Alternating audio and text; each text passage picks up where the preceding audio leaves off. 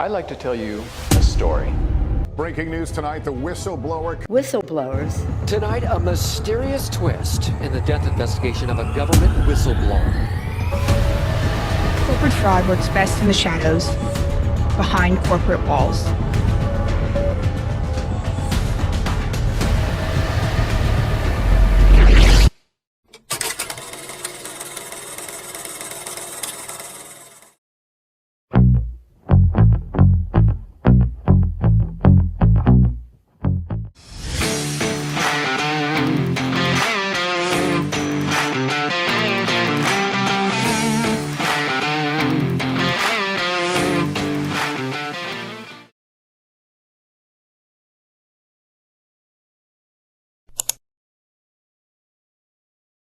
Mara worked at a large firm with thousands of clients. Mara was a hardworking employee and eventually was promoted to management.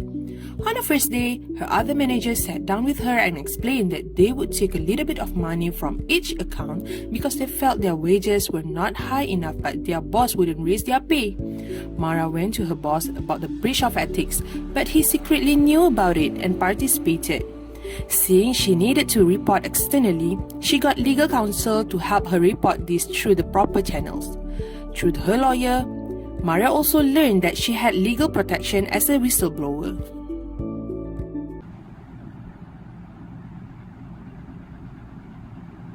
Okay, class. That is short video on our topic for today. So, do you guys understand? Yes, miss. Okay, good. So, for today's class, let's do some pop quiz on whistleblowing. Is everyone okay? Okay, I will ask some question and any of you can answer it, okay? So, is everyone ready? Yes. First question. Can someone tell me what is whistleblowing and who makes the action? Okay, Zafira? So the definition of whistleblowing is it is the word used when a worker reports misconduct and wrongdoing in an organization. In this guidance, we refer to this as making a disclosure or blowing the whistle. Those who become whistleblowers can choose to bring information or allegations to surface either internally or externally. To be covered by whistleblowing law, a worker who makes a disclosure must reasonably believe two things. The first thing is that they are acting in the public interest. This means particularly that personal grievances and complaints are not usually covered by whistleblowing law. The second thing that a worker must reasonably believe is that the disclosure tends to show past, present, or likely future wrongdoing falling into one or more of the following categories. So, the first category is criminal offences. For example, type of financial impropriety such as fraud. Second, failure to comply with an obligation set out in law, miscarriages of justice, endangering of someone's health and safety, damage to the environment, and covering up wrongdoing from what I have explained before. That's all my answer, miss. Thank you. Good job. Okay, very well explained about whistleblowing. Okay, next question. What is the purpose of whistleblowing? Can I answer, miss? Oh, sure, Najia. Okay, there are three purposes of whistleblowing. First, whistleblowing is a critical instrument for a group, organization, or society to promote and uphold its moral standards. It is an important mechanism for preventing and detecting organizational wrongdoing, whether in the public or private sector.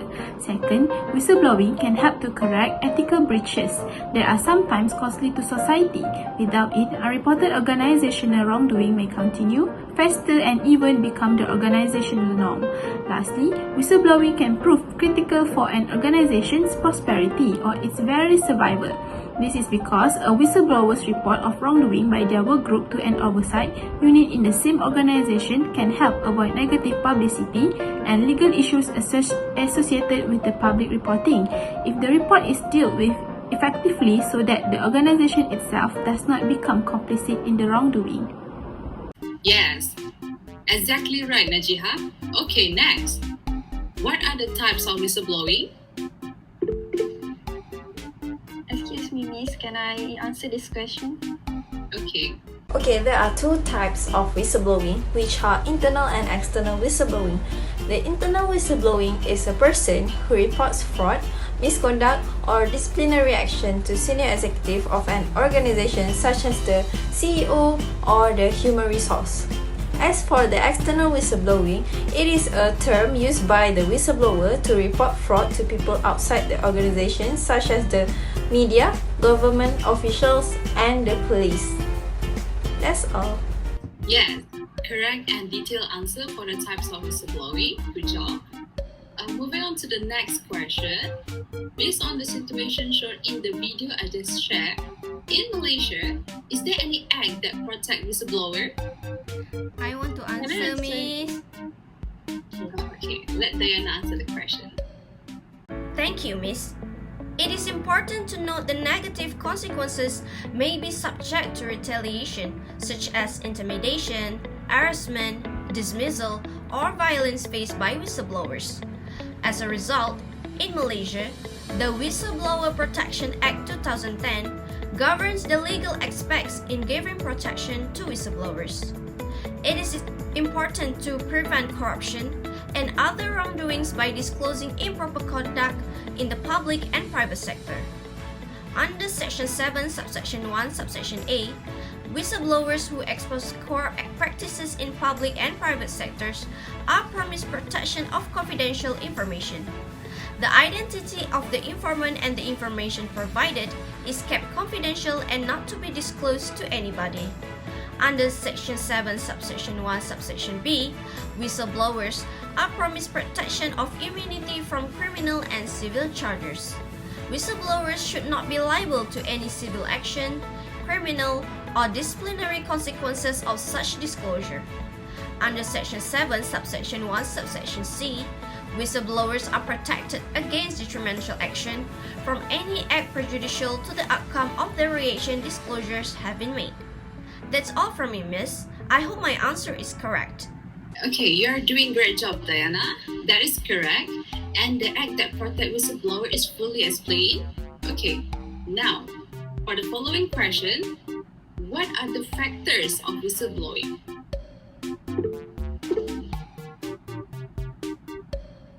Oh, okay.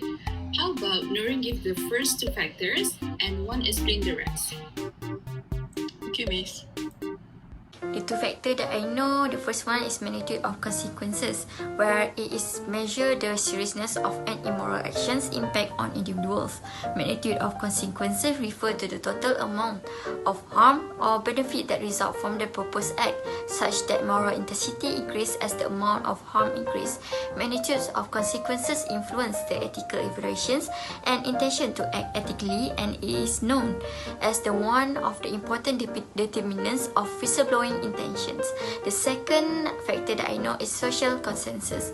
Can be defined as the level of people's agreement about the effect of the social issue. Social consensus is also perceived as a social norm whereby individuals are commonly based upon the expectations of others to rationalize a course of actions. When people close to agree with the behavior, an individual will feel more likely to engage in the ethical behavior. Social consensus has limited significance to ethical intentions and has an impact on whistleblowing intention. That's all from me. Thank you. Okay, Miss, I'll try to answer another two factors of whistleblowing intention. So the first one is proximity. Proximity is when a victim have a close relationship with an individual. So they will most likely to be alarmed, and their moral judgment will increase the willingness to report the bad news. When a moral agent is close with the victim of questionable act, the perceived empathy will be greater and influence the intention of whistleblowing. For example, proximity effects is greater when layoff happen in their own company rather than others. So, the next one is retaliation. Retaliation is undesirable action that can be taken against the whistleblower as a result of internal or external whistleblowing.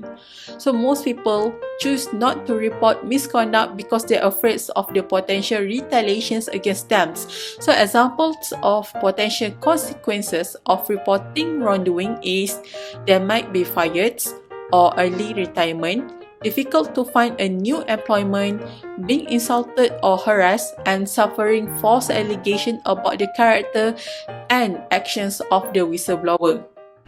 Yes, excellent. You both did an excellent job. That is correct and well-explained answer. Okay. Which one of you can tell me what elements must be included in the report? Miss, can I try? Okay, Nashwa. Okay, Miss, if I'm not mistaken, whistleblowers have to fill 4 sections in the form in order to lodge a report of improper conduct. So, this is an example of the form. The first section is about the details of the whistleblower, such as name, IC number, address, mobile number, email address, occupation, and also the preferred method of communication. The second section is information of employees involved in the improper conduct, such as the name of the employee, what is their position, and how the whistleblower knows the employee.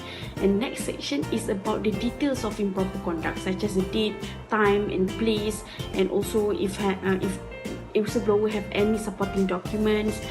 And last section of the form is declaration, Miss, where whistleblower have to declare that all information provided in this form is true, correct, and complete, and also they agree that information can be used and processed for investigation purposes. Is it correct, Miss? That's great, Nashwa. You answered it nicely. Moving on to the next question. Do any of you know any case involving whistleblowing? Just simply provide a simple answer or summarize the case. I think I know the case that relate to whistleblowing, Miss. Okay, sure. Okay, Miss. So the case is about Deputy Director of Education Malaysia Global Services, Aziz, criminally charged with whistleblower retaliation when he allegedly encouraged company's chairperson to fire an employee who reported misconduct to Malaysia's Anti-Corruption Commission. He was charged under Malaysia's Whistleblower Protection Act, which make it crime to incite or permit another person to retaliate or threaten retaliation. After he pleaded not guilty to the charge, a judge ordered him held on bail of 15,000 ringgit and barred him from engaging in the trial. Due to the whistleblower's action, a company chair, Dato' Abdul Rahman Muhammad Sharif, was charged with a series of offences including criminal breach of trust, money laundering, and misappropriating 178,000 ringgit from another organisation to fund his own company and buy a stove and cigars. It shows that people need not fear to report misconduct as there are protection laws that protect the whistleblower, including civil and criminal penalties for targeting citizens for retribution to ensure effective protections and discourage retaliation. I think that's all from me, Miss. Thank you. Excellent and well answered. Okay. Can you tell me the pros and cons of whistleblowing, Nabila? Okay, Miss, I will try. Okay, advantages of whistleblowing. First, it helps combat fraud, which is encouraging people to speak out and expose wrongdoing is a major factor in fighting fraud, corruption, and unethical behavior. Next, it prevents issues escalating. When the information is shared directly with the dedicated team, the company can deal with the concern immediately before it escalates, and it potentially preventing serious harm or damage. And the next is reduced losses. When illegitimate activities are reported, it allows the company to tackle the problem quickly as well as prevent it from happening again in the future, and in this way, companies can avoid painful losses. However, there is also disadvantages of whistleblowing. First, job or career may be threatened. The whistleblower can face retaliation from an employer and may have difficulty in getting hired in related fields going forward. Next, the allegations may not hold up. There is danger of bringing an incorrect allegation that does not hold up on the law and the facts when a whistleblower is not completely clear on the applicable law for the situation. And lastly, the process can be lengthy. Whistleblowing claims can take several years on average from the time that a whistleblower begins working with an attorney to the time that a financial reward is made. Thank you. Yes, that's correct answer. Okay, that's all the question I have for you guys. So, let me conclude for today's topic. Generally, whistleblowing is more formally known as making a disclosure in the public interest. It is important for you to do that, knowing that you are protected from losing your job or being victimized as a result of what you have uncovered and make public. Whistleblowing is when professionals in the workplace face a wide range of situations daily that involve ethical decisions. Accountants who are aware of unethical acts are encouraged to blow the whistle on the wrongdoing.